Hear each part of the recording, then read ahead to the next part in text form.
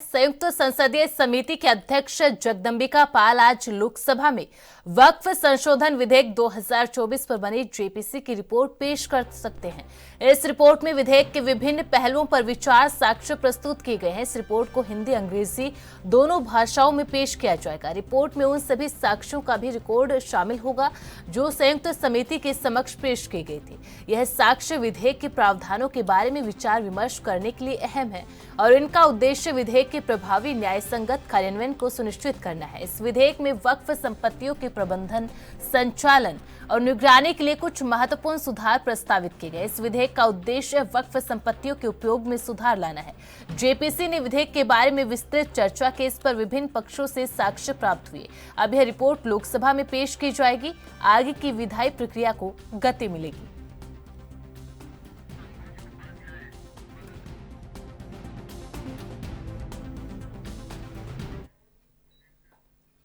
और इस खबर पर ज्यादा जानकारी के लिए रुक कर लेते हैं हमारे संवाददाता अंबुज उपाध्याय का। अंबुज, जेपीसी रिपोर्ट को आज लोकसभा में जगदंबिका पाल पेश करने वाले हैं। वो रिपोर्ट जिसको लेकर देश भर में सियासी घमासान मचा था, जिसको लेकर जेपीसी के अंदर भी कई बार झड़प की खबर भी सामने आई थी, जिसमें एक टीएमसी के सांसद भी घायल हुए थे।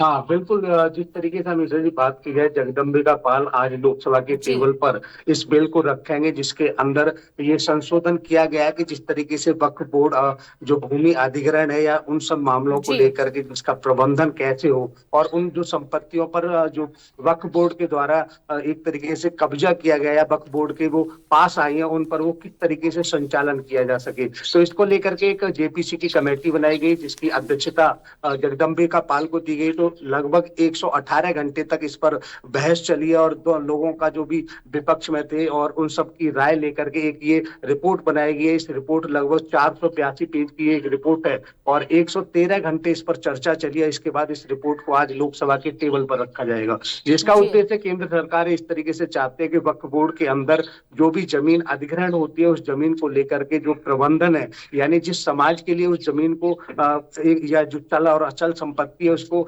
किया गया है, उसका जो फायदा है जो मुस्लिम समुदाय है या जो जरूरतमंद जो लोग हैं उनको उसका हो सके। इसको लेकर के इसकी प्रबंधन को अच्छे से किया जाए। इसको लेकर के मोहसिन रजा भारतीय जनता पार्टी के नेता है, उन्होंने भी इसकी सिफारिश की थी कि अगर वक्फ बोर्ड की बात की जाए तो वक्फ बोर्ड पर कुछ जो ऊंचे लोग हैं या जो कहा जाता है कि जो वजूद वाले लोग हैं उन्होंने एक तरीके से कब्जा कर रखा है। तो इसमें कहीं ना कहीं केंद्र सरकार और राज्य सरकारों का हस्तक्षेप होना चाहिए, जिसके बाद में आगे वक्फ बोर्ड किस तरीके से इस अधिग्रहण को करेगा और उसकी आगे जाकर के जो एक तरीके से अगर बोला जाता है कि वक्फ समुदाय वक्फ बोर्ड जो बनाया गया मुस्लिम समुदाय के लिए बनाया गया, तो मुस्लिम समुदाय में जो जरूरतमंद जो लोग हैं और साथ ही साथ जो महिलाओं की जो हिस्सेदारी है उसको भी बढ़ोतरी मिलनी चाहिए। जिसको लेकर के अगर बात कीजिए विपक्ष की, तो विपक्ष में चाहे वो अखिलेश यादव हो या ओवैसी हो, उनका कहना है कि केंद्र सरकार एक तरीके से वक्फ बोर्ड पर अंकुश लगाने का कार्य कर रही है।